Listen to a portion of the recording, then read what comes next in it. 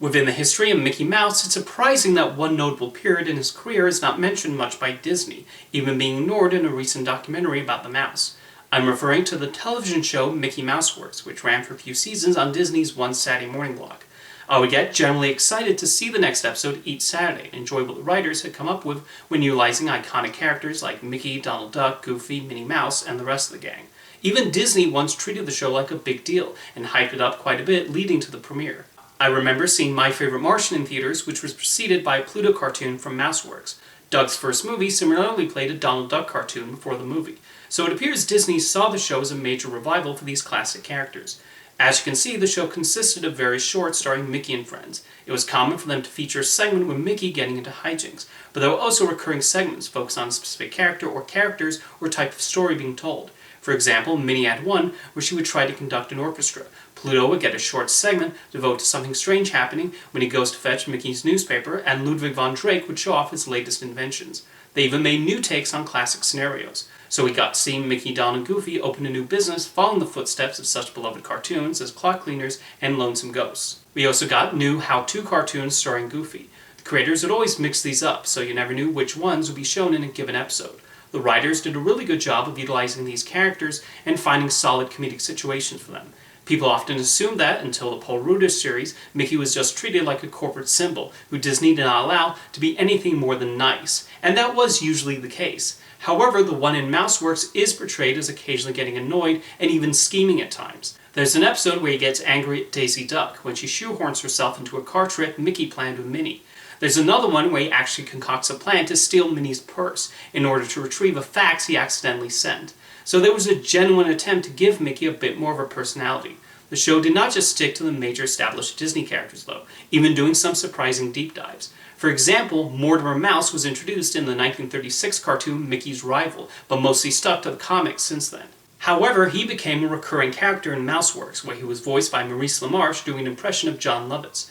Jose Carioca, who outside of a brief cameo in Who Framed Roger Rabbit had not been seen in animation since 1962, made an appearance in one episode, where Mickey thinks Jose has become Minnie's new boyfriend after seeing them in the supermarket together. Since then, Disney has used Jose a lot, but it was still a pleasant surprise having him show up here, speaking in Portuguese and leading to a very funny final gag. Most exciting of all was the use of the Phantom Blot, a recurring villain in the comics whose only prior portrayal in animation was an episode of DuckTales. The casting of John O'Hurley in the role was particularly inspired. In addition to new stories, Mickey Mouse Works would also adapt classic stories with the Disney characters in segments titled Mouse Tales. One featured Mickey and Minnie playing Hansel and Gretel, set to the classical music piece Danse Macabre.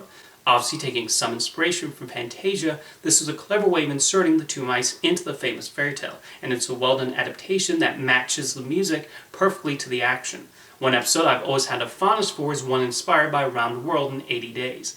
Mickey takes on the challenge of traveling the globe, and while his motivation is different than Phileas Fogg's in Jules Verne's book, the writers still managed to capture the spirit of the story and impressively managed to tell it in only 12 minutes, packing in a lot of clever gags in the meantime. There was also a short that adapted William Shakespeare's A Midsummer Night's Dream, and that was a fun way to introduce the story to younger viewers. The Nutcracker got the MouseWorks treatment too, and this was probably the most meta of the bunch, with Donald complaining about being cast as the Mouse King, and Ludwig von Drake arguing with the narrator over how to tell the story. The narrator of these mouse tales was John Cleese, who successfully brought both respectability and humor to these segments. The comedy of Mickey Mouse Works does land more often than not, with the show utilizing classic cartoon-type gags, wordplay, and even funny observations of human behavior. One episode that has always stood out to me is when Goofy asks Mickey to drive him to the airport. However, Mickey has to wake up super early, and so Goofy gives him an alarm clock. Said clock ends up making an annoying ticking sound, and thus our favorite mouse tries to get rid of it. It actually comes across like the kind of storyline you might see in a Seinfeld episode, and the ultimate payoff is absolutely perfect. Another funny one has Daisy interrupt Minnie's quiet night in and completely take over, and it successfully builds and builds as Minnie gets more and more irritated with this duck. Goofy gets a lot of jokes related to puns and wordplay, with one highlight coming from one episode where he, Mickey, and Donald are locked inside, and he goes through all of his keys. Let's see here. We got a car key, piano key, skeleton key, keyboard, key to the city, keyhole, key lime pie. The creators also made sure to keep the show mostly timeless, and they avoided making something clearly produced in the late 90s and early 2000s. Although there is an episode where Mickey excitedly buys a fax machine, all the while another shows Donald learning how to use email. So yes, in this show, Donald is more technologically ahead of the curve than Mickey is. Something else I want to praise in Mickey Mouse Works is the timing of the animation. The directors and animators knew how to handle the physical comedy and the reactions of the characters, whether they're exaggerating or even just standing there. One of my favorite aspects of the series is actually the intro. It's an extremely creative intro featuring a very catchy theme song by the series composer Stephen James Taylor. There's a lot of energy to it, while also cleverly depicting the animation process, as was shown the initial drawings, the addition of color, recording the music, and then finally editing the cartoon into its finished form. In addition to the main theme, Taylor also wrote specifically motifs for the characters, and these themes added a lot of charm to the show. Mickey Mouse Works was very well received when it started airing in 1999, and won multiple Daytime Emmys and Annie Awards. However, after 2 seasons, the heads of Disney Television Animation, along with directors, executive producers Tony Craig and Robert Sganaway, decided to create a bigger connecting thread between the segments. Thus, Mickey Mouse Works was replaced by House of Mouse. I remember being genuinely surprised tuning in and seeing this new Mickey show where he runs a nightclub full of Disney characters. House of Mouse reran some of the segments and also included new ones that were likely intended for a 3rd season of Mouseworks that never happened. One of the new shorts even had Mickey, Donald, and Goofy once again going up against the Phantom Blood. I was not bothered by this change in format though, and it was a worthy attempt to spice up the presentation. As I said at the start of the video, Disney rarely seems to acknowledge Mickey Mouse Works nor House of Mouse anymore, despite their acclaim and nostalgia among viewers my age.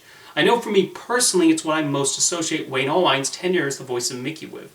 Mickey Mouse Works is not even streaming on Disney+, and while some segments were put on DVD, you still have to go digging through YouTube in order to find many of the other episodes. Whatever the reason, Mickey Mouse Works is a show that still holds up really well over 20 years since its initial airing, and I will always retain fond memories of switching over to ABC every Saturday morning to enjoy the latest antics of this iconic cartoon mouse and his animated friends. See you next time.